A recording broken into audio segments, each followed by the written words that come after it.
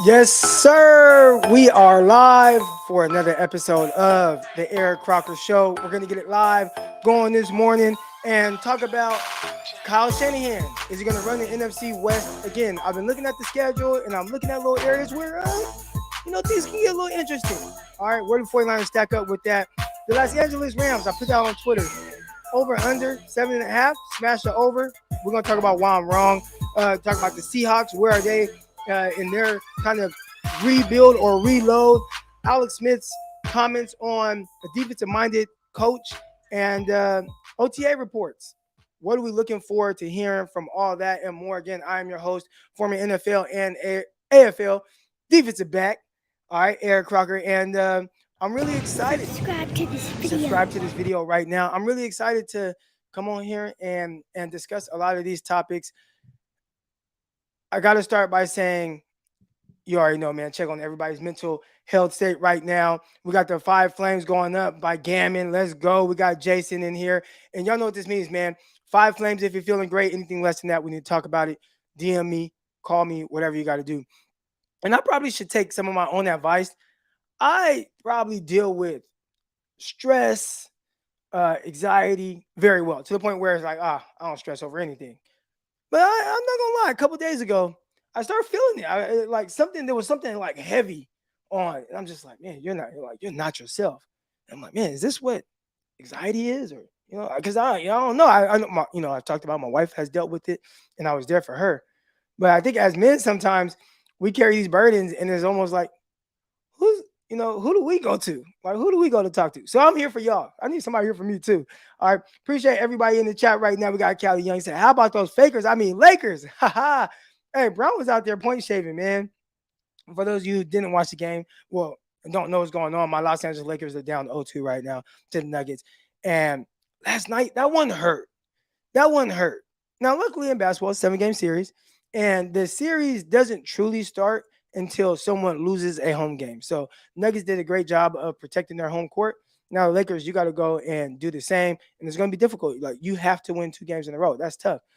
But the tougher part about that whole thing is a game that like you have, like it's yours for the taking.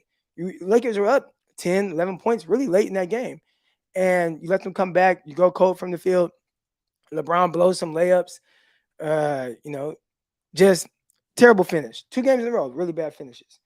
All right, so that one hurt. I'm not gonna lie, that one hurt. That one hurt. All right, anyways, y'all came on here to talk about Kyle Shanahan running the NFC West, and I do want to start by saying the Los Angeles Rams. I view them the same way that I view the 49ers, where the coaching is typically good. There's something about Sean McVay. And we look at San Francisco 49ers. I can't speak for everybody, but I know I hold the 49ers on this pedestal, but not because of the players that they have, right? I mean, they have a lot of roster turnover year in, year out. They did a great job of going out and getting the Hargraves, and you have Nick Bosa. Outside of that, defensive line is kind of whatever. You got terrific linebackers, but the back end, it's like Hufunga kind of spiraled a little bit down the stretch, and we like Tashawn Gibson, and then you got some young guys. But when I look at the 49ers roster, I see holes like in the other team. Maybe not as many as the Rams, but I do know that I lean and bank on the 49ers coaching staff. And anybody that's heard me talk about the 49ers and not be worried about any situation, it's not because I think that these players are just so great, which they do have, obviously, a lot of talented players. But it's really more so about how I feel about the coaching staff. I think they're terrific. I think they continue to put the 49ers in winnable situations. A lot of it probably is definitely Kyle Shanahan and the way that he coaches, and we'll talk about his style as it pertains to developing young quarterbacks. But overall, extremely well-coached team and always going to be in the mix. And I kind of view Sean McVay that same way. Now, some things that are really difficult is when you're dealing with a lot of injuries, which we've seen that with the 49ers, right? In 2020, coming off of a Super Bowl season where you go, what did the 49ers win? 4 games, 5 games, whatever it was, 6 games. You could say, well, that's not the 49ers, but they dealt with a lot of injuries and had a lot of issues. And then 2021, we're right back in the NFC Championship. 2022, right back in the NFC Championship game, right? Well, Sean McVay dealt with a lot of injuries last season. You lost your quarterback. You lost your receiver, Cooper Kupp. You lost Aaron Donald. And I know they've kind of purged that defense a little bit. This past offseason, they're going to be relying on a lot of young players. But I kind of give them the benefit of the doubt a little bit until they prove that if healthy, they lose as well. Because everything that we've seen from the Los Angeles Rams up until this point is not a team that is incompetent. Now, they definitely struggle to beat the 49ers. Kyle Shanahan has Sean McVay's number outside the NFC Championship game. Is it 8 straight regular season wins? I mean, it's a lot. Whatever it is, it's a lot. Like Kyle he's kicking his butt in the regular season. But outside of the 49ers, Sean McVay he's done extremely well. He has one season in his, 6 or 7 years coaching, one season where he's below 500, and that was last year with all the injuries. So when I see a team like that he's been to multiple Super Bowls, he won a Super Bowl, and you got this quarterback. We'll see what he does, but you got some weapons on offense. I like Van Jefferson. I like Tyler Higbee, their tight end. We'll see what they do at the running back position, but I think that's the easiest spot to kind of make shift. Why does everybody just count them out? And I kind of say that because I look at the 49ers schedule and I see right away, 49ers, week 2, you play in LA, even though it's kind of still Levi South, but you play against the Rams. And it's just like win, W. I'm just like, I just have a little bit more respect. When the 49ers beat the Rams, it's not that I don't say I expect it. I just think, hey, it can go either way. It's going to be a game. And the 49ers have had the upper hand in a lot of those matchups. But it's not a team that I just look at and just say, you don't have to worry about the Rams at all. I think as long as they have Matthew Stafford, as long as they have Cooper Kupp, as long as they have Aaron Donald, regardless of what's going on around them, I think that's going to be a team that is going to be very competitive. Now, you lose those guys, they're not healthy, then, 49ers kick their ass. And I don't think that there's going to be any questions about that. But overall, the Rams, I think they're kind of, I don't want to say slept on, but when I saw the over-under of 7.5, it's like, well, I'm taking the over-and-a-half on a team that consistently just wins outside last season. So I got a lot of pushback on that on Twitter, where there are a lot of people like, the Rams, like what? And again, I see it. You look on paper, it doesn't look great, especially on defense. But you got Aaron Donald in there. I think Aaron Donald is going to do a terrific job of kind of bringing around some of those young players that I have never heard of. I think when on Locked On 49ers last night, listen to that 5 days a week, come at you. All right. YouTube and Spotify, Apple, wherever you listen to your podcast. But Peacock was reading off some of their defensive players' names, like at the linebacker position, at the safety positions, at the D line. I'm like, who the hell are these guys? Who are they? All right. So I don't know who a lot of those guys are, but again, I lean on teams that have good coaching staffs that are going to somehow overcome just being this bad team because they aren't in a great place. And then a team that kind of really reminds me a lot of that is the Seattle Seahawks. All right, so let's talk about the Seahawks. I think that's another team that I think when you look at the schedule and it's like, oh, you play the Seattle Seahawks, they got Geno Smith. And I'm like, why do the 49ers talk about Geno Smith the way that they do? Now, listen, I get it. Last year, 49ers swept a Geno Smith-led Seahawks. But outside of 49er losses, which 49ers have the number 1 defense in the NFL, right? What was one thing that we said about like Trey Lance? Oh man, he's struggling during training camp. Then you come find out like, play against the best best defense in the league. That's kind of tough, right? Where that he was practicing against. But you look at the Seattle Seahawks and what Geno Smith did last year. So I just kind of want to read off some of his numbers, and I don't think they were empty numbers. I think these were numbers that like he actually needed to really compete, kind of keep his team afloat in the NFC West. They went 9-8, and you got to remember 9-8, 2 of those losses to the 49ers. All right, obviously the 49ers just a better team than them. But when you start to look at kind of their depth chart, their quarterback, they've done a lot of really good. And do you not think, because let's say the Seahawks were the 49ers, and you had a quarterback in his first year starting since, maybe 2014, and he was just good. He was good. Throw for 4,200 yards, 30 touchdowns, didn't turn the ball over a whole lot. Highest completion percentage in the league. You guys would be saying, oh, man, this quarterback, he's going to be even better. So can Geno be better? Or will he be the same? They added some weapons. They got DK Metcalf. They got Tyler Lockett. But they added Jackson Smith and Jigma. In the running back, you got Kenneth Walker. He's healthy.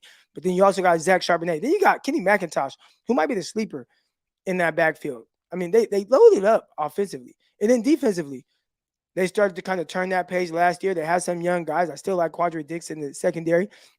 That cornerback, you got Tariq Woolen. Then you go out and you get the kid out of Illinois with a top 10 pick cornerback, Witherspoon. He's good. And you bring back some other guys. You got Michael Jackson still out there. You still got Kobe Bryant in the slot. So I look at the Seahawks and think, man, this is a young team that can they just be a little bit better? And if they're a little bit better than the team that went 9-8 last year, what does that look like and what does that mean for the 49ers? So I think right now I definitely look at the 49ers as, hey, this is the team to win the NFC West. The 49ers have to be the favorites. But Seattle, a team that everybody counted out last year, right? I mean, think about it. They won 9 games. They went to the playoffs. They got crushed by the 49ers. But when you think about what you thought about Seattle Seahawks heading into the year, did any of y'all think they were a playoff team? I'll tell you who did. Me. Why? Because I look at their head coach, Pete Carroll. Pete Carroll just wins and just goes to the playoffs. It might have a down year, but then he's going to come back. He always has his guys ready to play. I think that's going to happen again. I think those guys are going to be ready to play. So 49ers definitely have to be the favorites in the NFC West. But I'm not sleeping on Seattle and LA. I think they're going to win more than 7 games. I think they're going to win 8 games at least. All right, so that's kind of my NFC West spiel. Wanted to get into that a little bit. Appreciate everybody's in the chat right now. Hit the like button. Hit the subscribe button. Subscribe to this video. Let's go. That's my daughter right there, Pickle. Let's get into Kyle Shanahan and his ability or inability to develop young quarterbacks. So I'm on social media like y'all, and actually I did not hear this on social media. I actually was watching Colin Cowherd, and they pulled this clip from Alex Smith, and he talked about how he feels that NFC offensive coordinators are better suited to develop young coaches and not just or young quarterbacks and not just offensive coordinators. Just offensive-minded coaches. Offensive-minded coaches are better suited to develop young quarterbacks because defensive-minded coaches, like a Robert Saleh, who he thinks had should not been trying to develop Zach Wilson. And that was where it kind of started. Like, look at some of these young guys and what they need. And some of the basically to kind of sum it up, he feels like defensive-minded coaches are just too conservative. They don't want to, take any chances with young quarterbacks. They just want the quarterbacks to just don't lose the game. They coach them a little bit too tight. They don't want them to make any mistakes. They just don't mess it up, right? They just have that mindset. And typically, offensive-minded coaches are gonna, hey man, what goes into like getting you to be the best version of you, you got to make mistakes. You got to play free. I can't have you so tightly wound. And I started thinking about that. And I'm like, I have questioned Kyle Shanahan as an offensive coach because of how he plays. I'm like, well, Kyle plays to his defense. And there are a lot of people that are like, well, yeah, Croc, he has a great defense and he understands that. That's good coaching. I'm like, yeah, but it's a little, he plays almost to not lose offensively and to let his defense get in position to really close out games. And I always thought that was very interesting, especially when you look at the 49ers offense and you look at the weapons that they have, and you're like, man, you got George Kittle, you got Deebo Samuel, you got Brandon Ayuk, you got Christian McCaffrey, you got Kyle Juszczyk, you got Jawan Jennings, you got Ray McCloud. It's like you got all these guys, right? You got Brock Purdy back there. You got all these guys that help you have this explosive offense. Yet the way that you call plays and call games feels like you kind of lean on the defense a whole lot. And because of his mindset like that, does he have an issue with developing young quarterbacks? All right, so let's just start with Jimmy Garoppolo. Jimmy Garoppolo came to the 49ers after playing very minimal games for the New England Patriots. And he comes to the 49ers, and we just see this quarterback that, not really pushing the ball down the field, not throwing down the field. Everything has to be timing, rhythm. He's this quarterback that's just super system. He has to rely on Kyle Shanahan, won't push the ball, etc. And it's like, was Jimmy always like that? I think the answer is no. Because if you go back, now these are just highlights, but if you go back and watch highlights of Jimmy Garoppolo at Eastern Illinois, this is the guy that's pushing the ball down the field. He's throwing the ball down the field, bombs away. Then he goes to New England Patriots in an offense that is kind of more spread, wide open, but he's still pushing the ball down the field. And it's like, well, what happened to that version of Jimmy Garoppolo?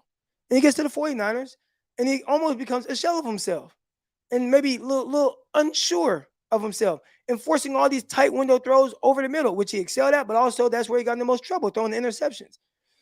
And you look at Jimmy G from when he got to the 49ers and lit it up, right? Now, he didn't light it up. And let's say, like, when you hear the comparison between Brock Purdy and his starts and Jimmy Garoppolo, Jimmy didn't light up the scoreboard. A couple games he did, but he didn't really light it up like from a touchdowns perspective. I think in 5 starts, he had like 6 touchdown passes. I want to say he had a 7th one, that last throw against the Seattle Seahawks when he first kind of came in. But didn't light up from a touchdown perspective. But everything else that pertains to just winning games, and if I have my guy, Terradome on here, he can read off some of the like Brock Purdy stats that were like really good, like at the top of the league. And Jimmy did the same thing coming in. He was first in yards per drive, first in like yards per throw, first in first downs per drive, first in points per drive. Like in those 5 games, he was at the top of the league in all those things. And that was a guy that just came in, didn't know much of anything, but hey, we're going to win. We're going to go undefeated, and I'm going to be running this offense efficiently. Okay. And then since then, and you can say, oh, wait, towards ACL against the Kansas City Chiefs in 2018, and that was the reason. And I would say, that's bullshit because that wasn't where it started. We watched him week 1. What happened? Week 1 against Minnesota on the road, he threw 3 interceptions, 1 for a pick 6, where's the throws down the field, right? You watch him week 2 against the Detroit Lions. He threw damn near a pick 6 to lose the game, right? And they weren't pushing the ball down the field. It was a really stagnant offense. And then you go to Kansas City, and yeah, he got hurt against Kansas City, but not before. I mean, you were getting drummed. It was like 35-0 at halftime. Like, you're not moving the ball. Shell of himself. What happened? What was the difference?